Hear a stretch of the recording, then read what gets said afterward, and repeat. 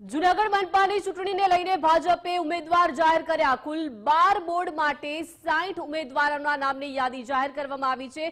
પૂર્વ deputy mayor Girish કોટેચાના પુત્રને ticket મળી છે। ગિરીશ કોટેચાના પુત્ર પાર્થ કોટેચાને ટિકિટ મળી। શહેર ભાજપ પ્રમુખ પુનિત શર્માને ટિકિટ ન મળી। મોટાભાગે નવા ચહેરાઓને તક આપવામાં આવી છે, ત્યારે પૂર્વ સ્ટેન્ડિંગ ચેરમેન હરેશ પરસાણાને પડતા મૂકવામાં આવ્યા છે। પૂર્વ મેયર આદ્યા શક્તિ મજમુદારને રિપીટ કરવામાં આવ્યા છે। 3 ટર્મ અને 60 વર્ષથી વધુ ઉંમરના એક કોર્પોરેટરને ફરી તક મળી છે।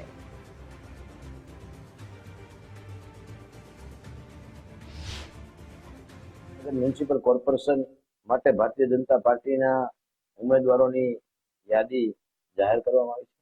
ભારતીય જનતા પાર્ટીનું કોર્પોરેશનની ચૂંટણી લડવાની છે।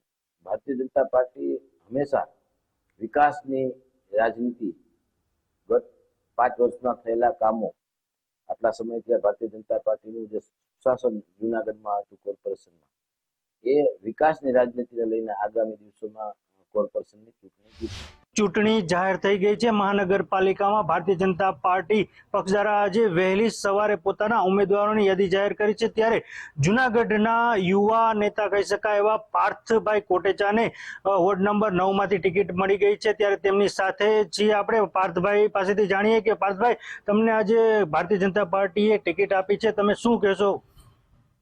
ખાસ કરીને જે પક્ષ જે ઇન્ડિયા લેવલે જ નહીં પણ વિશ્વભરમાં જેની નોંધ લેવાતી હોય એમાં એક કાર્ય કરવાનો મોકો મળ્યો, સેવાનો જ્યારે મોકો મળ્યો, એ સમયે હું આપણા દેશના વડાપ્રધાન નરેન્દ્ર મોદી સાહેબ, અમિતભાઈ શાહ સાહેબ, નડ્ડા સાહેબ, CR પાટીલ સાહેબ, રત્નાગરજી, વિનોદ ચાવડા સાહેબ અને તમામનો ખૂબ ખૂબ આભાર માનું છું કે એમને એ તક આપી, મારા ઉપર એ વિશ્વાસ મૂક્યો અને એ વોર્ડની સેવા કરવાનો એક કાર્યકર તરીકે એક મોકો આપ્યો છે।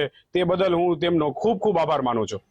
અત્યાર સુધી પાર્થભાઈ, તમારા પિતાશ્રી ગિરીશભાઈ કોટેચા જવાબદારી સંભાળતા હતા, તમે હવે આ જવાબદારીને કેવી રીતે જોશો? જેટલું પણ મેં તમને પહેલા કીધું કે સેવાનું કામ થાય, જે કાર્ય લોકોની મદદમાં થાય, અને હું યુવા મોરચામાં પણ પક્ષ સાથે કનેક્ટેડ રહેલો છું। જ્યારે પણ યુવા મોરચાની ટીમ દ્વારા જે કંઈ પણ આદેશ કરવામાં આવ્યો છે તો એમાં પણ હું સાથે રહેલો છું।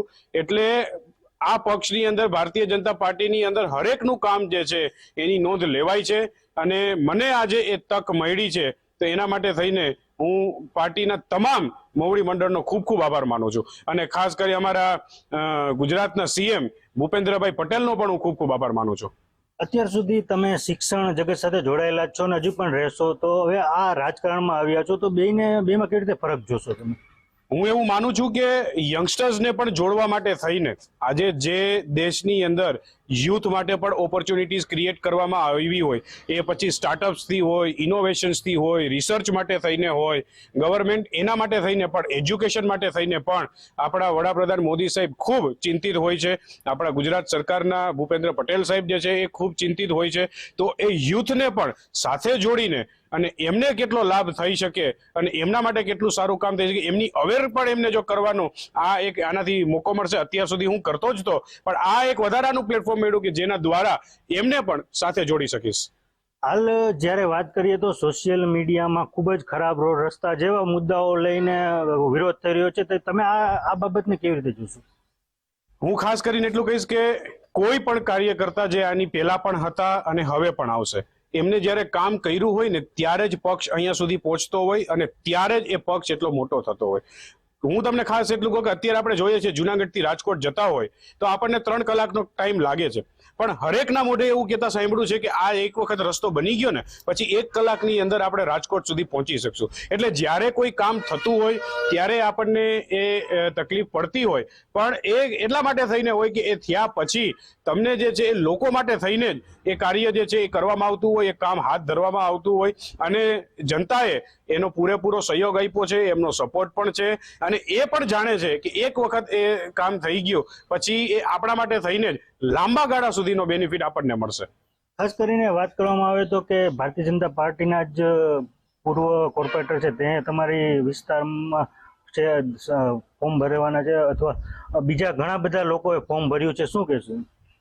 એમાં લોકશાહીમાં બધાને પોતપોતાનો અધિકાર છે, પણ જે કંઈ પણ નિર્ણય મોવડી મંડળ દ્વારા લેવામાં આવ્યો છે એને સર આંખો પર રાખીએ છીએ, અને જે પણ કામ જે છે એ સેવાનું જે સોંપવામાં આવશે એ પૂરી નિષ્ઠાથી કરશું.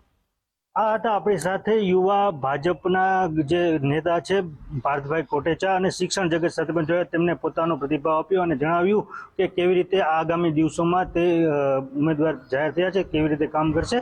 ધર્મેશ ખાચર, ગુજરાત ફર્સ્ટ.